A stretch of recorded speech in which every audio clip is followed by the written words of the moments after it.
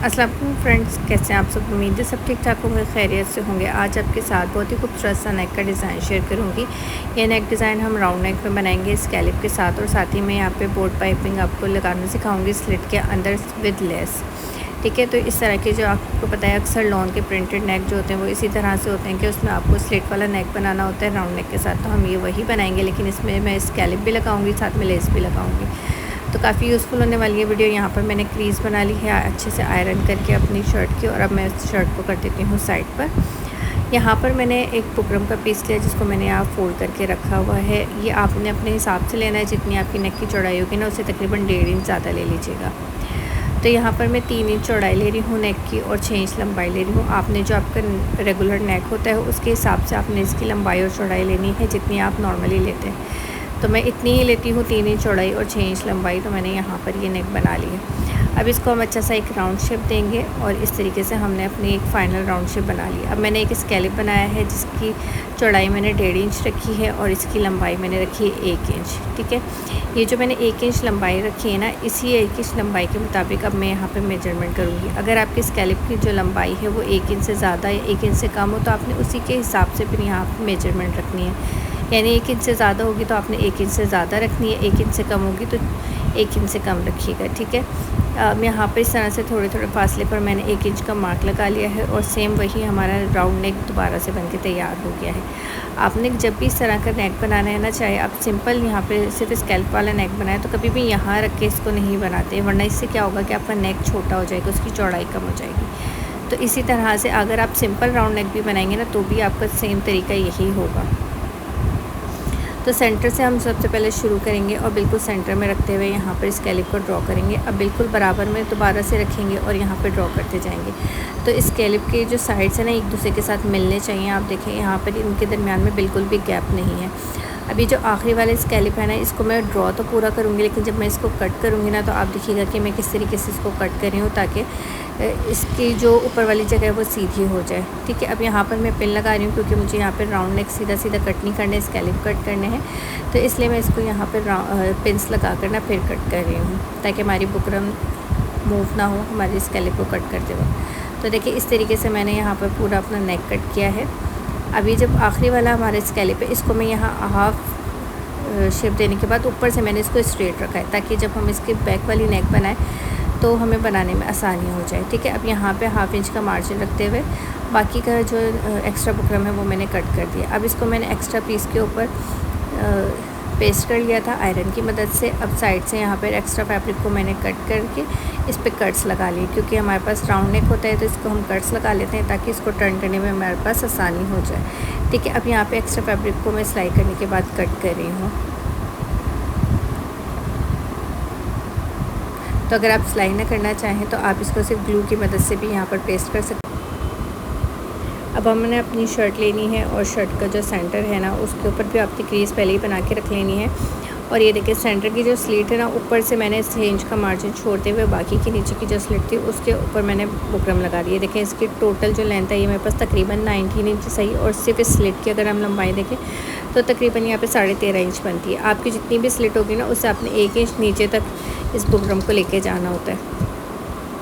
अब यहाँ पे हमारे पास शर्ट की भी सेंटर हमने बना लिया है, और साथ ही साथ हमने ये जो नेक बनाया ना इसका भी हमने सेंटर बना लिया है। सेंटर को सेंटर से इस तरीके से मिला के रखेंगे, और सबसे पहले हम सेंटर में एक सिलाई लगाएंगे। ये सिलाई आप लास्ट भी लगाया करें, ताकि आपका नेक जब हम इस पर सिलाई करें ना तो इस जो सेंटर है वो बिल्कुल सेंटर में ही रहे। ठीक है, इस तरह से मैंने 2-3 पीस लगाई हैं ताकि मेरा जो नेक है वो आगे पीछे ना हो, क्योंकि अभी हमने बिल्कुल स्कैलिप के साथ साथ सिलाई करनी है। तो यहाँ पर पिंस की इसीलिए मैंने मदद ली। अच्छा, यहाँ पर जब भी आप सिलाई करेंगे ना तो बिल्कुल आपने स्लो हैंड के साथ, मतलब कि स्लो पेस के साथ आपने इसको सिलाई करना है।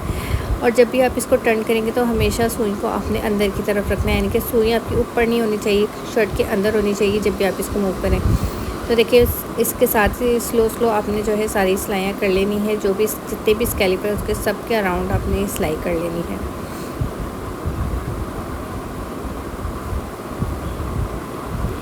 तो यहाँ पर सारे स्कैलिप के ऊपर मेरी सिलाई कंप्लीट हो गई है। अब मैं यहाँ पे एक्स्ट्रा कपड़े को कट करूँगी, तो एक्स्ट्रा कपड़े को आपने 2 पॉइंट का मार्जिन रखते हुए जिस तरह से हमने सिलाई की है उसी तरह से आपने इसको कट कर देना है। यहाँ पे आपने ज़्यादा एक्स्ट्रा फैब्रिक नहीं छोड़ना है, बस 2 पॉइंट का ही मार्जिन छोड़िएगा, इससे ज़्यादा मार्जिन हमने यहाँ पे नहीं छोड़ते, ठीक है। अब यहाँ सबसे पहले मैं सेंटर में इस तरीके से देखें 2 स्कैलप के दरमियान में कट लगा रही हूँ। बिल्कुल डीप कट लगाना है, जहाँ तक आपकी सिलाई है ना वहाँ तक आपने कट लगाना है, लेकिन आपने इस बात का ख्याल रखना है कि कट जो है सिर्फ आपके कपड़े में लगे, सिलाई में ना लगे। उसके बाद जो आपके कट वर्क हैं उसके बिल्कुल 2-2 3-3 कट आपने इस तरीके से लगा देने हैं। उसके बाद पूरे कपड़े को हमने बैक साइड की तरफ फोल्ड कर देना है। बहुत ही ईजिली यहाँ पर ये इस तरीके से टर्न हो जाएगा, फिंगर की मदद से आपने इसको इस तरह से टर्न कर लेना है। तो यहाँ पे सारे स्कैलप इस तरीके से टर्न हो गए हैं। अब ये देखिए यहाँ पर अच्छे से ये नेक आपको वैसे भी बैठा हुआ नज़र आ रहा होगा। अब इसके ऊपर मैं प्रेस करूँगी तो ये अच्छे से बिल्कुल सेट हो जाएगा। तो यहाँ पर मैंने इसको अच्छे से सेट कर लिया। अब मैं यहाँ पे तुरपाई कर रही हूँ। तो तुरपाई करने के लिए मैंने यहाँ पे सिंगल धागा लिया है सुई में, और इस तरीके से छोटे छोटे टाँके लेते हुए आपने इसको तुरपाई कर लेनी है। अच्छा जी, अब यहाँ जब सेंटर में आएंगे ना तो आपने इस बात का ख्याल रखना है कि देखिए मैं जिस तरह से सेंटर में आ रही हूँ तो बिल्कुल ये जो लाइन आपको नज़र आ रही है ना सेंटर में, इससे 1 पॉइंट के मार्जिन से पहले मैंने यहाँ पर अपने धागे के 2-3 गिरा लगा के इसको कट कर लिया है, ठीक है। अब यहाँ पर सेंटर लाइन के दूसरी तरफ फिर से हमने 1 पॉइंट का मार्जिन छोड़ना है, और इसी तरीके से यहाँ पर देखिए मैंने फिर से यहाँ पे तुरपाई करना स्टार्ट की। इसकी वजह ये है कि जब हम सेंटर से अपने कपड़े को कट करेंगे, जब इसको सेंटर से कट करेंगे तो यहाँ पर ये जो हमारा धागा है ये भी कट हो जाएगा, इसलिए हमने सेंटर से जो धागा है वो उसको ऑलरेडी हमने यहाँ पर कट करके फिर दूसरी दोबारा से इसकी हेमिंग स्टार्ट की है। तो अब देखिए यहाँ पे हेमिंग हमारी कंप्लीट हो गई है। अब हम सेंटर से इसके कट लगाएंगे। तो जो हमने सेंटर स्लिट पे निशान लगाया था सेंटर में, उसी के ऊपर हम कट करेंगे, और बुकरम से यहाँ पे तकरीबन आधा पौना इंच मैंने छोड़ दिया है। अभी देखिए शर्ट को मैंने सीधा कर लिया है, और अब इसके ऊपर मैं लेस लगाऊंगी। तो लेस को यहाँ पर आपने इस तरीके से नीट करना है कि जो फ्लावर है जहाँ से ये स्टार्ट हो रहा है वहाँ से आपने इसको लगाना शुरू करना है, यानी कि ये फ्लावर जो है वो पूरा प्रॉपर होना चाहिए। इस तरह से ना हो कि हाफ़ फ्लावर हो, या आपकी जो लेस जो भी जिस तरह की भी डिज़ाइन की उसका जहाँ से पैटर्न स्टार्ट हो रहा होगा ना वही आपने यहाँ से स्टार्ट करना है। तो अब यहाँ पर बिल्कुल आपने कपड़े के साथ साथ ये देखिए स्लिट के साथ साथ अपनी लेस को रखना है। लेस को मैंने सीधा ही रखा है, और इस तरीके से आपने इसके ऊपर सिलाई करनी है। तो इस वक्त फ्रेंड्स ना तो यहाँ पे आपने अपनी लेस को खींचना है और ना ही अपने नेक को खींचना है। इस तरह से देखें यहाँ पर जहाँ पर फ्लावर एंड हो रहा है ना वहीं पर आपने इसको कट कर देना है। और लेस को मैंने यहाँ पे बिल्कुल भी टर्न नहीं किया है या कोई और मैंने इसको डबल करके नहीं यहाँ पे स्टिच किया है, ठीक है। इस तरीके की आपने लेस को चॉइस करनी है इस नेक के लिए। तो यहाँ पर टाँके को मैंने पक्का किया है, उसके बाद मैंने धागे को कट कर देना है। अब दूसरी साइड पे भी आपने यहाँ पे लेस लगाने स्टार्ट करनी है। तो देखिए यहाँ पर भी अब मैं लेस को फ्लावर से ही स्टार्ट करूँगी। मैं भी आपको दिखाती हूँ। ये देखिए यहाँ पर देखिए फ्लावर आ रहा है और यहाँ पर ये पत्ती आ रही है, तो मैं इस पत्ती को कट कर दूँगी और फ्लावर से यहाँ पर स्टार्ट करूँगी। तो इन छोटी छोटी बातों का आपने लाजमी ख्याल रखना होता है, क्योंकि फ्लावर के सामने फ्लावर आएगा और पेटल के सामने ना पेटल आएगी। इस तरीके से आपने जो है ना इसको बनाना होता है। अच्छा जी, यहाँ पर अब आपने इस तरफ भी लेस की बिल्कुल किनारे किनारे पे सिलाई लगानी है, और इस तरह से देखें यहाँ पर भी एंड इसी फ्लावर के ऊपर ही होगा, क्योंकि दोनों जो हमारी स्लिट है वो बिल्कुल सेम साइज़ में है, इसलिए यहाँ पर भी फ्लावर का जो एंड होगा ना लेस का जो एंड होगा वो फ्लावर के ऊपर ही होगा।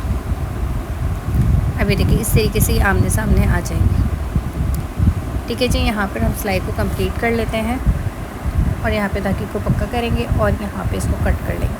अब यहाँ पे हमारी स्लिट के अंदर लेस लग कर रेडी हो गई है। मैं आपको एक दफ़ा बैक साइड से भी दिखा रही हूँ। ये देखिए इस तरीके से इसकी सिलाई आई है।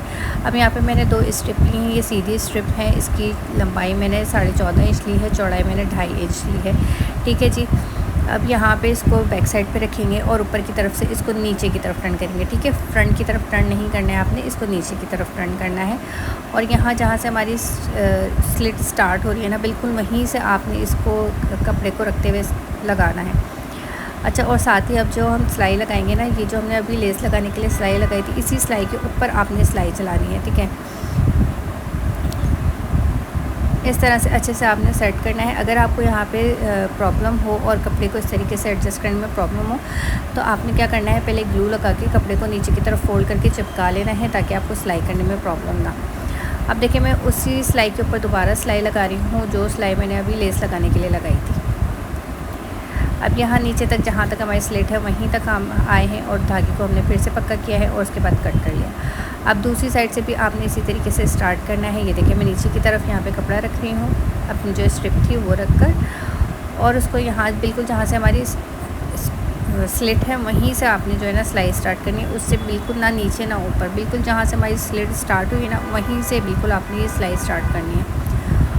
और यहाँ पर भी मेरी सिलाई कंप्लीट हो गई है। और देखिए यहाँ से भी नीचे की तरफ मैंने कपड़े को फोल्ड कर लिया है, जो भी जितना भी एक्स्ट्रा मार्जिन था हमारे कपड़े का, और इस तरीके से हमारी दोनों सिलाइयाँ कंप्लीट हो गई हैं। अब मैं आपको इसको सीधा करके दिखाती हूँ। ये देखिए यहाँ पर अब आपने कपड़े को इस तरीके से पीछे की तरफ फोल्ड करना है, ये देखिए, और इसको अच्छे से आयरन कर लेना है। मैं आपको आयरन करके उसके बाद दिखाती हूँ कि क्या इसका लुक आया। देखिए यहाँ पर हमारी पाइपिंग जो है वो अच्छे से आयरन हो गई है। आयरन होने के बाद देखिए कपड़ा बिल्कुल खुद ब खुद यहाँ पे सेट हो जाता है, अच्छे से बैठ जाता है। ये देखिए इस तरीके से एक्स्ट्रा मार्जिन को आपने इस तरीके से अंदर की तरफ फोल्ड करके और इस तरीके से प्रेस कर देना है। और बॉटम साइड से देखिए आपको मैंने किस तरीके से प्रेस किया है। जितना भी एक्स्ट्रा मार्जिन कपड़ा था उसको ऊपर की तरफ फोल्ड करके फिर उसको पीछे की तरफ इस तरीके से फोल्ड किया है। ये देखिए इस तरफ से भी और इस तरफ से भी, ठीक है। जब आप इसको आयरन करेंगे तो आराम से बिल्कुल सेट हो जाएगा। अगर आपको यहाँ पे कोई प्रॉब्लम हो तो फिर आप यहाँ पे हल्का सा ग्लू लगा लीजिएगा, लेकिन यहाँ पे वैसे कोई प्रॉब्लम नहीं होगी क्योंकि ड्रेस हमारा लॉन का है और स्ट्रिप भी हमारी जो है वो लॉन कपड़े की ही है। तो ये खुद ही जब हम इसको प्रेस करते हैं ना अच्छे से बैठ जाती है। अब यहाँ पर मैंने एक कपड़ा की स्ट्रिप ली है जिसकी चौड़ाई मैंने 4 इंच ली थी और लंबाई हमने स्लिट से 2 इंच ज़्यादा लेनी है। ऊपर की तरफ से थोड़ा सा अंदर की तरफ फोल्ड करके इस पूरी स्ट्रिप को लंबाई में मैंने फ़ोल्ड किया है। अब इसके सेंटर में रखते हुए इस तरीके से हमने बिल्कुल अपनी पाइपिंग के साथ साथ सिलाई लगानी है। तो यहाँ पर हमारी बोट पाइपिंग भी रेडी हो जाएगी और साथ ही हमारी जो स्लिट है ना वो भी बंद हो जाएगा। तो ये दोनों काम हमने एक ही सिलाई के अंदर कर लेना है। इसलिए हमने सबसे पहले यहाँ पर अच्छे से आप जो है आयरन करके इसको बोट पाइपिंग को हमने बिठा लिया था, ताकि जब हम ये सिलाई करें तो एक ही सिलाई में हमारा दोनों काम हो जाए। ठीक है जी, ये देखिए यहाँ पर हमारी जो है वो सिलाई कंप्लीट हो गई है। अब मैं आपको इस नेक की फ़ाइनल लुक दिखाती हूँ। तो देखें ये है इस नेक की फ़ाइनल लुक। सेंटर में मैंने यहाँ पर बटन अटैच किए हैं इस तरीके से और इसको अच्छे से प्रेस करके मैंने रेडी कर लिया है। अब मैं आपको इसकी बैक साइड भी दिखाती हूँ कि बैक साइड पे जितनी भी स्ट्रिप थी ना, इसकी जो हमारी बोट पाइपिंग थी वो भी और जो हमने स्ट्रिप लगाई थी वो भी, इन सबको मैंने तुरपाई कर ली है ताकि ये उठी ना रहे, ये अच्छे से बैठ जाए। तो फ्रेंड्स आपको आज की वीडियो कैसी लगी? वीडियो अच्छी लगी हो तो लाइक कर दीजिएगा। चैनल पर नए हैं तो फजर क्रिएशन को जल्दी से सब्सक्राइब कर लीजिए। मिलते हैं एक नई वीडियो के साथ। Thank you for watching. अल्लाह हाफ़िज़।